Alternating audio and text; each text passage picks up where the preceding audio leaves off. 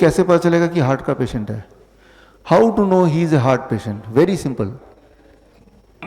जब आप चलते हैं थकान महसूस करते हैं, जब आप चलते हैं तो एंजाइना पेन होता है यहाँ पे, जब आप सामान उठाते हैं सीढ़ियों पे चढ़ते हैं तो आपको फिर पेन होता है, ठीक है ना, अनईजीनेस लगता है, यानी कि आपकी हार्ट उतना साथ नहीं दे रही है। ये हो गई हार्ट की प्रॉब्लम। अब जैसे कि सबसे पहला क्वेश्चन मैंने पढ़ा था कि कोई दिक्कत है तो डॉक्टर के पास जाएंगे, तभी तो जाएंगे ना।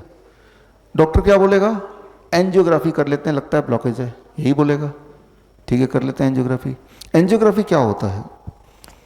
अब देखिए, ये आपका ब्लड वेसल है, ब्लड का पाइप है, और एक तार लेके यहाँ से तार डॉक्टर लेगा, वो आपके ब्लड वेसल के अंदर ऐसे डालेगा।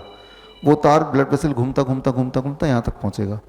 फिर वो फोटो खींच के देखेंगे कहाँ ब्लॉकेज है, कितना ब्लॉकेज है, 80% ब्लॉकेज, 90% ब्लॉकेज, 100% ब्लॉकेज, ऐसा बताएगा।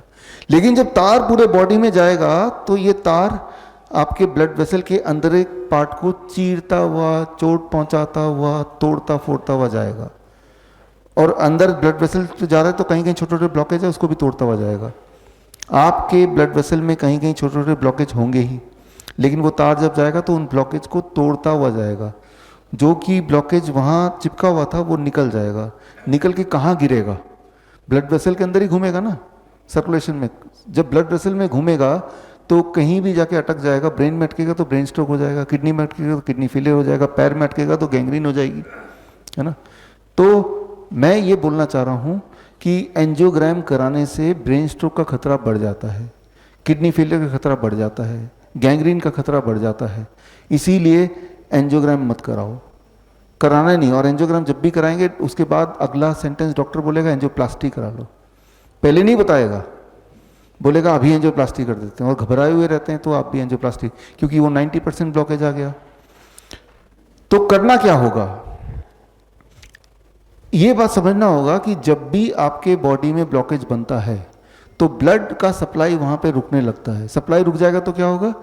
जो सेल्स हैं जिनको वो ब्लड मिलने वाला था, दे विल स्टार्ट डाइंग। वो हार्ट के सेल अगर मरेंगे तो उसे हार्ट अटैक बोलेंगे, किडनी के सेल मरेंगे तो किडनी फेलियर बोलेंगे, राइट। इस तरह से अलग अलग बीमारियां बनती हैं कारण से में कि वहाँ पे सप्लाई नहीं पहुँच पा रही है। लेकिन बहुत ही इंटरेस्टिंग बात, जिस प्रकार आपके कार में एक 5वीं व्हील होती है, स्टेपनी, और कभी अगर एक पहिया पंचर हो जाता तो आप क्या करते हैं? वो 5वां वाले को फिट कर देते हैं ताकि गाड़ी आगे बढ़ जाए। ठीक उसी प्रकार आपके बॉडी में कुदरती गॉड ने हजारों स्टेपनी लगा रखे, हजारों ब्लड वेसल छुपा के रखे हुए हैं, जो कि नॉन फंक्शनिंग ब्लड वेसल है। जैसे स्टेपनी नॉन फंक्शनिंग है, राइट। तो लेकिन जब भी कभी किसी की ब्लॉकेज होती है तो बॉडी क्या करता है? वो नॉन फंक्शनिंग स्टेपनी को खोल देता है, जिसे मेडिकली बोलते हैं कोलेट्रल आर्टरीज। कोलेट्रल आर्टरी खुल जाएगा तो जो ब्लॉकेज जहाँ पे, वो ब्लॉकेज वहीं रहेगा, लेकिन ब्लड नए वाले आर्टरी से वहाँ पहुँच जाएगा। तो सारा खेल क्या है कि कोलेट्रल आर्टरी खुल जाए। कोलेट्रल आर्टरी कैसे खुलेगा? वही time as medicine, food as medicine and 0 volt medicine. कितना टाइम लगेगा? 1 महीना लगेगा, हर दिन थोड़ा थोड़ा खुलेगा। कैसे पता चलेगा कि खुल गया है? कैसे पता चला था कि आपको हार्ट की प्रॉब्लम थी या है? कैसे पता चला था? जब भी चल रहे थे सांसें फूल रही हैं। आपके उम्र के लोगों के कंपैरिजन में आप ज़्यादा थक जाते हैं, आपको चेस्ट पेन होने लगता है, भारी सामान उठाते तो तब अनईजीनेस फील होता है। 1 महीने बाद आप देखेंगे वो सब गायब हो गया। इसका मतलब यह है कि बॉडी ने नया कोलेट्रल आर्टरी खोल दिया है ना। अब जो कोलेट्रल आर्टरीज हैं वो सिर्फ हार्ट में नहीं है, वो किडनी में भी है, लंग में भी है, हर ऑर्गन में है। लेकिन जब आप ये तीनों मेडिसिन लेंगे जो आप ले रहे हैं, time as medicine, food as medicine, 0 volt, तो पूरे बॉडी के कोलेट्रल आर्टरीज साथ साथ ही खुलते जा रहे हैं। तो इस तरह से जो कोलेट्रल आर्टरीज एंजियोग्राम करते वक्त दिखते भी हैं, लेकिन डॉक्टर नहीं बताएगा कि आपका कोलेट्रल आर्टरी खुला हुआ है। डॉक्टर ये बताएगा कि आपके तो तीनों आर्टरी ब्लॉक्ड हैं। अगर तीनों आर्टरी 100% ब्लॉक्ड हैं तो इंसान जिंदा कैसे है?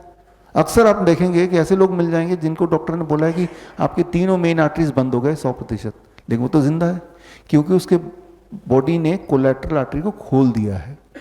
इसीलिए जब किसी को हार्ट अटैक होता है वो मरता नहीं है अक्सर। क्यों नहीं मरता है? क्योंकि बॉडी ने नए आर्टरी खोल दिए हैं, इसलिए इसे कहते हैं कोलेट्रल आर्टरीज। तो कोलेट्रल आर्टरी को पहले ही खोल दो। कैसे खोलना है? वही 3 medicine, time, food and 0 volt. Collateral artery खुल गए। यानी कि हार्ट की समस्या खत्म। समस्या खत्म कैसे पता चलेगा? I repeat, symptom will vanish. तो सिम्टम पे जोर रखिए। जिनका बीपी ज्यादा बढ़ गया, मान लो एक पाइप है, पानी का पाइप इमेजिन कीजिए, पानी का पाइप है और उस पाइप को जब पकड़ लेंगे आप, जोर से दबाएंगे तो पानी का प्रेशर बढ़ेगा कि घटेगा? है ना? जितना डायमीटर को घटाते जाएंगे उतना पानी का प्रेशर बढ़ता जाएगा। ठीक उसी तरह से आपका ब्लड वेसल है, ब्लड वेसल में जब ब्लॉकेज होता जाता है तो उसका डायमीटर क्या होगा? तो ब्लड प्रेशर क्या होगा? बढ़ेगा ना। लेकिन जब नए आर्टरी खुल जाएंगे तो ब्लड नए रास्ते से पास होगा तो ब्लड प्रेशर घट जाएगा।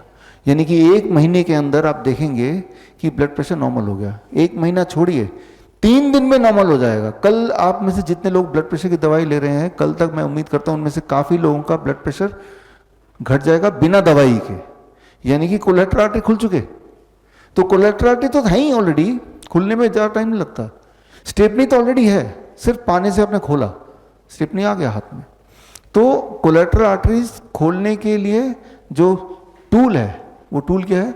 Time as medicine, food as medicine and 0 volt medicine. इस तरह से आप अपने आप को ठीक कर सकते हैं। बड़ी से बड़ी बीमारी का आसान से आसान इलाज घर बैठे ही हो सकता है। अधिक जानकारी के लिए कांटेक्ट करें nearest doctor BRC clinic @home।